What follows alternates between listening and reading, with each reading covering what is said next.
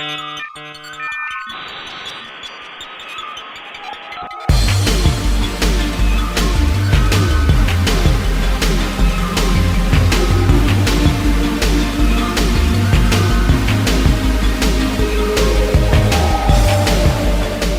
the creation of the internet, a big selling point was the ability to interact with others on a global scale, to make connections with pretty much anyone in the world. As it evolved, that's basically what it's become now. Social media is huge, and everyone is using it to interact with others. So now it's pretty much exactly what everybody wanted from it. Now, you can spit venom at any person you see fit from the comfort of your own phone and not get sucked in the face for it. But interaction on the internet isn't all bad. It's just mostly bad. You can very easily make connections with others and form bonds and friendships over having the same common interests. This can lead to friend groups and eventually, if they get big enough, fandoms. Do I really need to explain what a fandom is? A fandom is a huge group of people who are fans of anything. Cartoons, video games, religion. Those are fandoms. Sometimes, a lot of people in a fandom will create website of wikis for the things they're a fan of. These can range from the informative, just to have all the information all together in one place for other fans to look up, or they can just come up with the wackiest shit possible for the whole world to see. Of course, we're going to be looking at the latter, because everyone needs to feel better about themselves. These are the weirdest wikis on the web.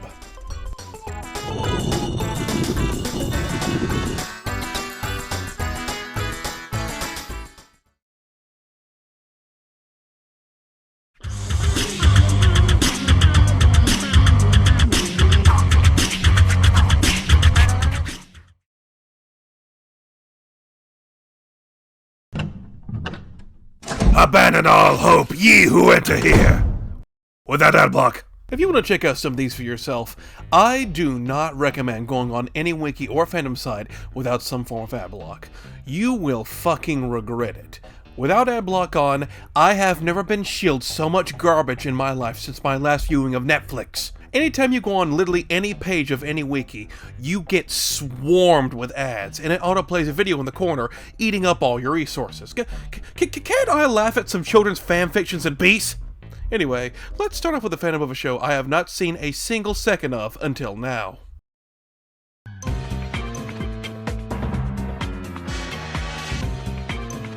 Supernanny was one of those reality shows about a nanny who went around dealing with families and their unruly children. It ran for years and years and was kinda popular during that time. Unsurprisingly, the guy with a Leo Luster profile pic was not the type to watch this kind of show, so I cannot say anything about it or its quality. Sadly, I am not a part of the massive Supernanny fanbase, and thus not a part of the massive Supernanny fan and wiki. Yeah, for some reason, this show grew quite an audience of people who got really into it and made a whole wiki chronicling the series itself and a different wiki for their own made-up episodes. For reference, the wiki that's about the actual show has about 350 pages. The one with the made-up stuff has over 20,000! Holy shit, this show had 8 seasons and 133 episodes. Was that not enough? Well, apparently not, because this fandom goes up to season 42, and it's apparently still going into the year 2050. Jesus Christ, the Supernanny is going to be in the super retirement home by then. So what this entire wiki is basically creating fake episodes and scenarios and people to add onto the show, which was a reality show that was based on true events that actually happened. So, they're creating fan fiction of a show that had actual people in it. They're creating fan fiction of reality. And they go the full 9 yards with it. They give it an outline, sometimes transcripts, and even trivia and promo pages. They seem to know what they're doing here. So the whole thing here is to just have fun, right? Just create some fake scenarios and get creative with it. Well, you would be right to think that, but the site has a rules section. All 29 of them! This fandom site, which was, I thought, supposed to be for purely fun, has almost 30 rules dedicated to it. Damn, they're taking this shit seriously! Such rules include, you cannot have abusive techniques unless it's a special episode, or you cannot boss around. It says while bossing me around. Curious. You cannot mock an admin. Too late. You cannot say you're hacked when you're not. You cannot kill off characters made by other users. You cannot have fun. You cannot make accusations towards other users. Damn, it makes me wonder, what shit went down here before I showed up? What drama was going on here? I know how the Supernanny feels. Despite all these rules, the actual made-up stuff is still just weird. Just looking at a random episode like The Goldman Family, you get kids pooping and peeing on furniture, and the transcripts for this fake made-up episode are just... Let me read some of it. Oh my word. Oh no you didn't.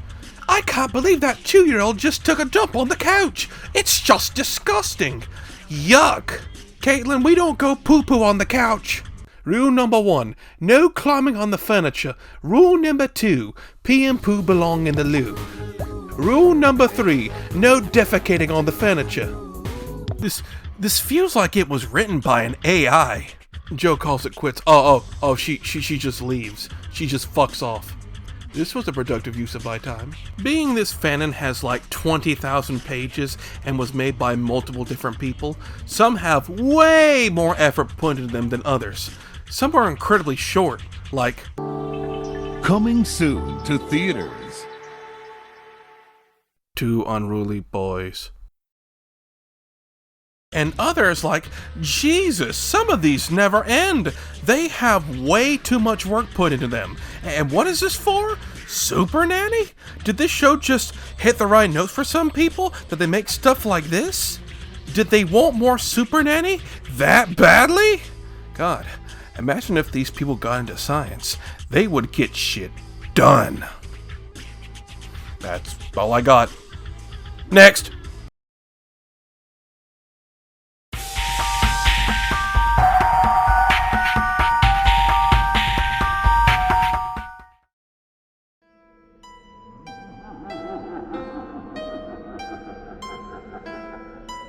Scary Godmother was a series of children's books written by Jill Thompson, which were prevalent in the 2000s, featuring her self-insert, and I didn't read not a single one of them.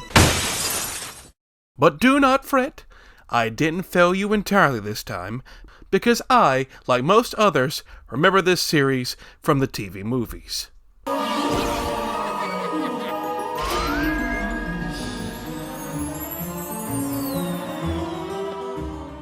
Two TV movies were made in the early to mid-2000s, and this is what most people remember about this series.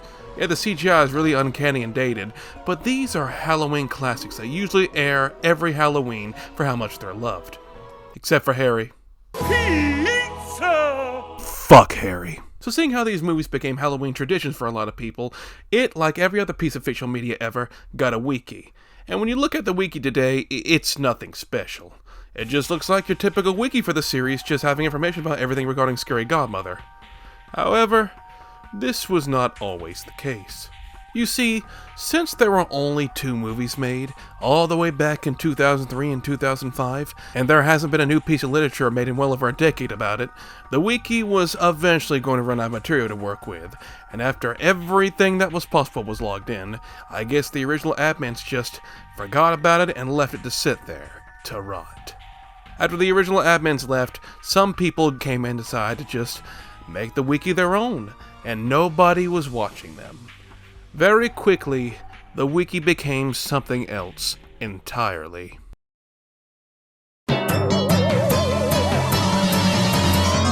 The wiki was completely turned on its head.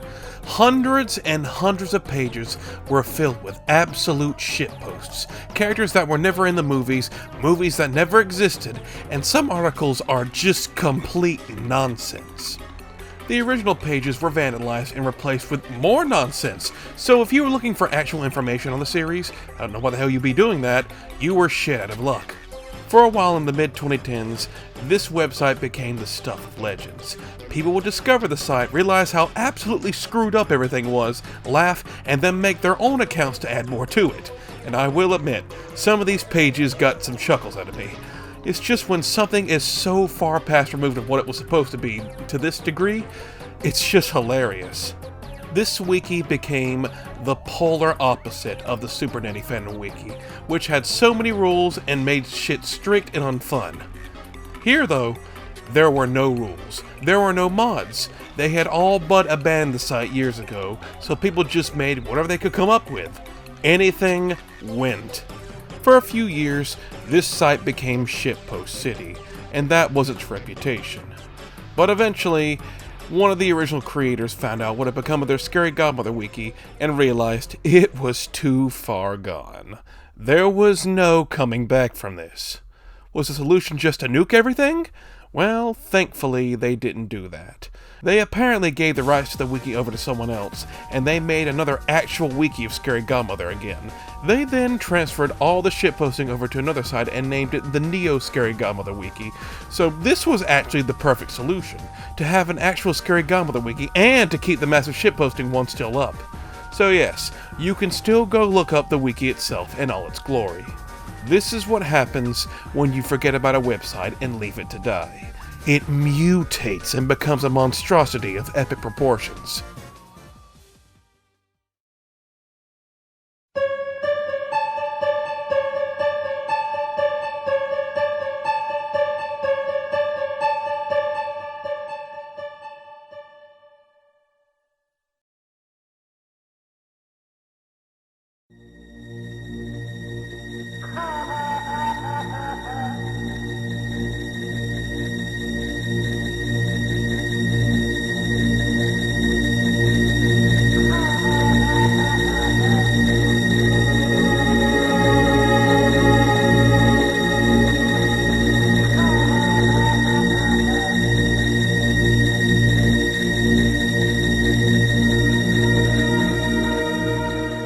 Childhood trauma is one of those things online a lot of people bond over. There were a lot of things that scared us when we were kids, and for some, they can look back on it and laugh. For others, they're probably still terrified of it, and for a few, they decide to archive it for the world to see. One thing a lot of people seemed to find frightening when they were younger were the logos of companies.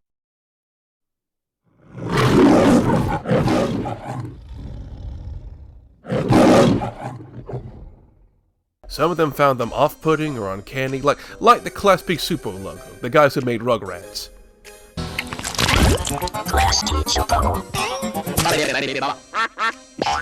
Yeah, I can see how people found this scary. Others include the THX logo because it made a loud, room-filling noise that would give them a sense of dread. Yeah, some of these make sense. Then there's this thing.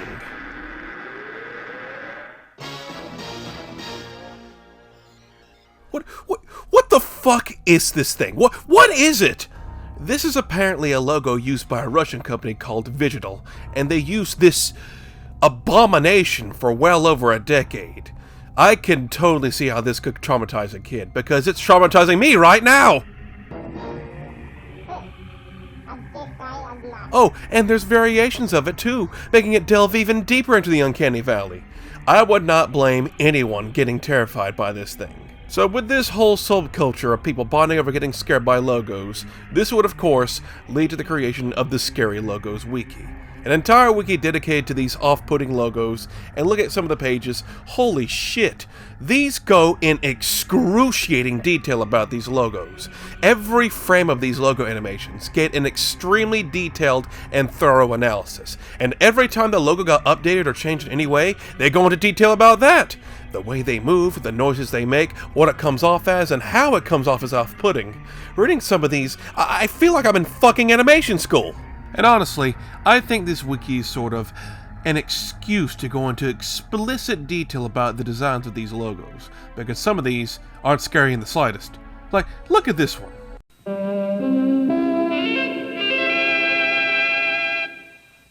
Well, what was scary about that?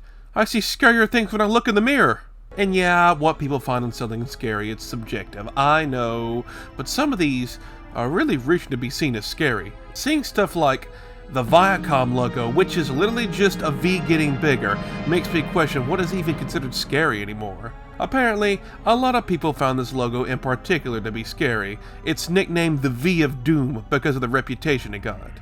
One of the admins at the site is named Tall Autism. I don't even need to say or imply it at this point. They're doing it for me. More power to you, I guess. As you dig deeper into the site, things start to get stranger.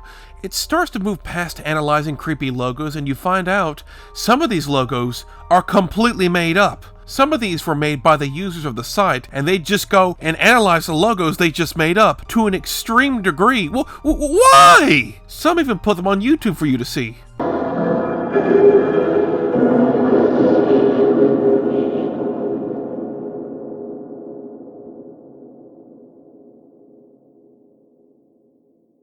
I just pissed myself. It looks like this must have been an elaborate art project for a lot of these people. Some of them even seem to be wish fulfillment, with a few of them being popular cartoon characters dying in gruesome ways. Oh no, Caillou's hung himself! Took him long enough. Maybe it's just these users were attached to these characters, and them dying horrible deaths is scary to them. But then again, why would you go out of your way to make these if that were the case? Honestly, I don't even know what to make of this. If you're heavily invested in the topic of company logos, this website has got you covered. Every single inch and crevice of every logo is covered in novel form, so you're getting exactly what you want from this wiki. But then there's the weird shit like making their own logos to get scared of and then analyzing them. I just can't wrap my head around this. But hey, if it keeps them entertained, keep at it. There's a niche for everything, and this logo wiki is living proof of that. Maybe this wiki is the reason why all those corporation logos became so simplified.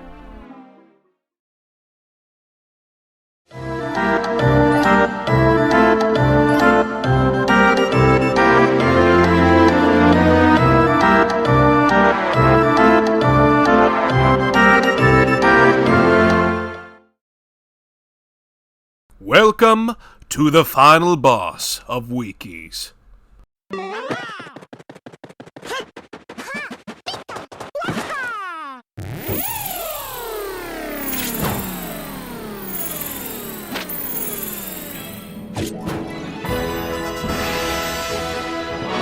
Everybody loves a good crossover, seeing their favorite characters meet up and interacting the dynamics they would play off of each other. It's almost a universally loved idea. That's why Super Smash Bros. Is so popular. That's why Cape Shit has gone on for so long. But those two are complete dog shit.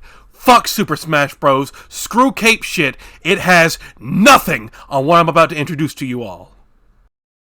Win it up, Pooh. Win it up, Pooh. Cubby, little cubby, all stuffed. Did anybody else know that Winnie the Pooh is one of the most popular intellectual properties on the planet? Like, according to Wikipedia and merchandise sales, it's above Mickey Mouse and Star Wars.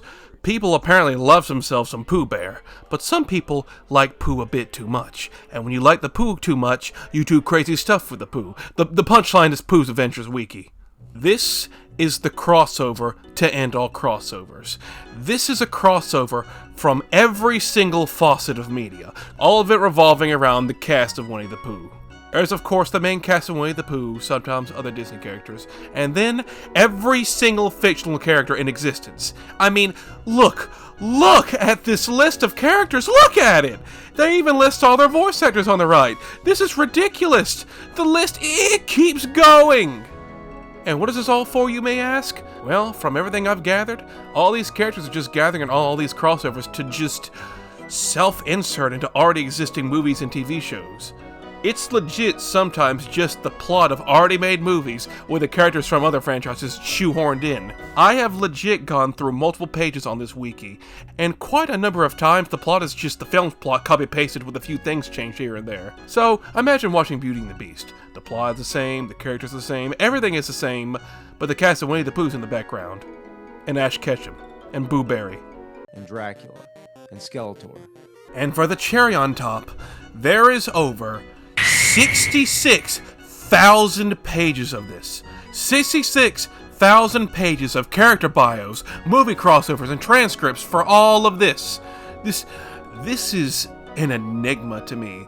This is somehow the most dedicated and time-consuming, yet at the same time, laziest thing I have ever seen.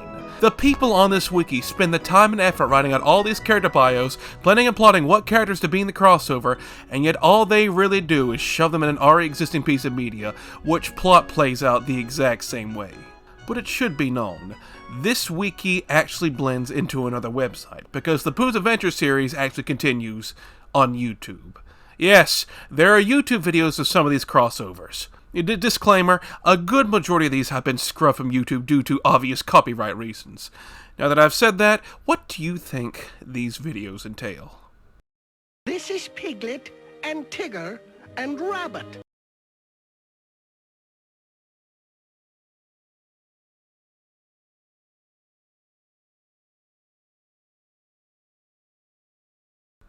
Well, what else were you expecting?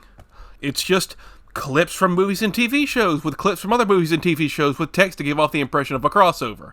Like, who would go out of their way to make something like this? Do people want crossovers this badly? I mean, I guess you could say little kids could have made this, but would little kids really have this sort of editing knowledge to put all of this together? I'm not too sure about that. Thanks for noticing. Yeah, you can get the impression of what most of these are by just seeing a few of them. Some did try to change it up by including their own OCs and shit, and would actually have voice acting in them. Betty, help! I won't let her take you, buddy. Holy shit! He just came out of nowhere and vaporized that bitch. Honestly, I don't know what to say.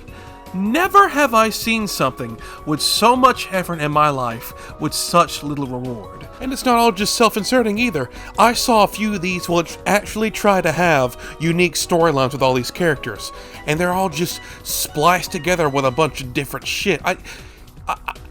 I'm just baffled. 66,000 pages for something I can only imagine hardcore Poohologists would be interested in. And this has been going on since the late 2000s, and it's still being updated. People are still making these, with more and more franchises that keep being made. I guess that just goes to show what dedication can do to a person.